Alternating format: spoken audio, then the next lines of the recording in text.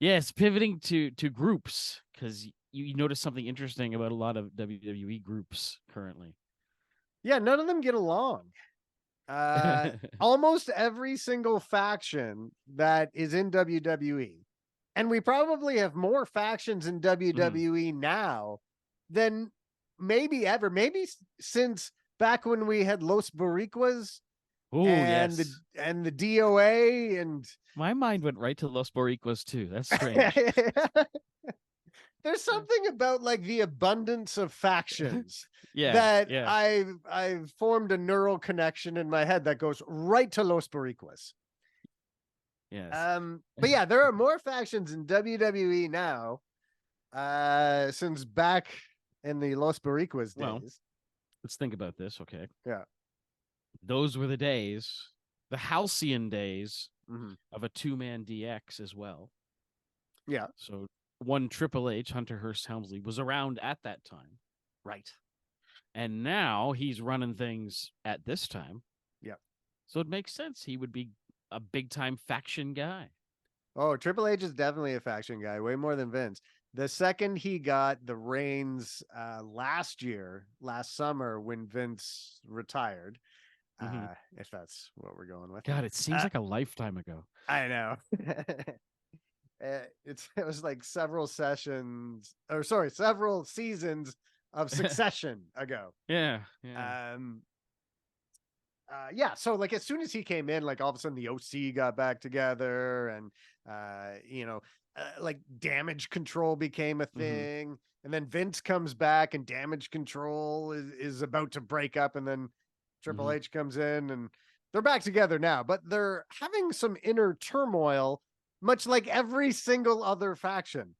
So in Damage Control right now, Mm-hmm. there's some tension because Bailey didn't know that Kyrie was coming back and was gonna line with Io What? Sky and Asuka. So what's going on there? And Didn't then Asuka join Damage Control this week? yeah, Asuka kind of joined Damage Control Yeah, because like for War Games, and I don't think yeah, Dakota Kai is gonna get cleared in time. Like she yeah. still very much seems like she's injured. What's with the brace on her knee? Mm. So yeah, so Damage Control is now Asuka, Io Sky, Kyrie, Bailey, and Dakota Kai.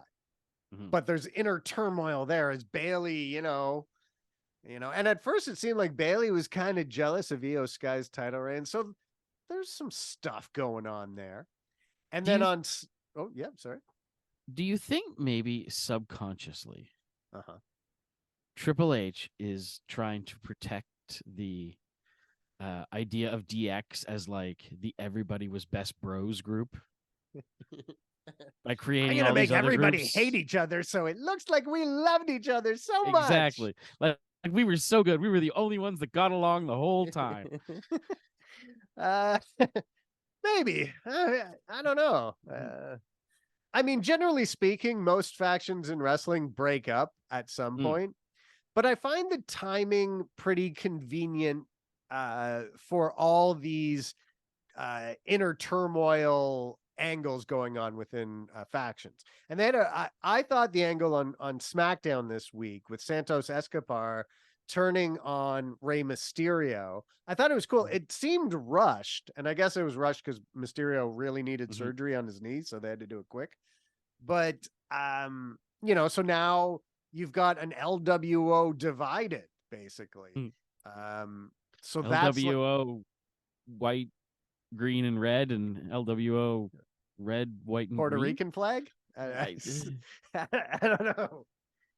Well, I mean, so what was out there today in a few reports is that the rivalry will be Santos and some guys, Mhm. and some other wrestlers, He's gonna get some guys, and then they're gonna get some guys, and then he's gonna get a whole bunch of guys and then Rey Mysterio, and with other with wrestlers. his guys. You know. So yeah, so I don't know who's going to be the LWO in that.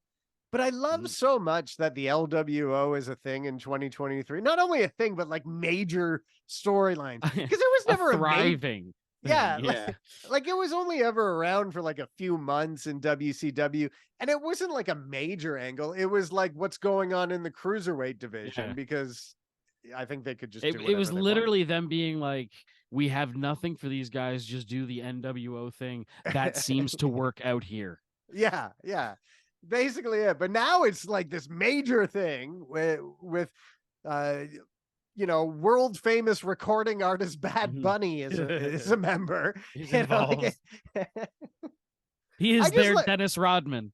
you know what it is that I think I enjoy? It's people around our age have grown up and are now making huge decisions, right? So like Bad Bunny's around our generation. He grew up with the LWO. So Yep. he's like, Yep. God damn it. I'm super rich and famous. I'm bringing back the LWO.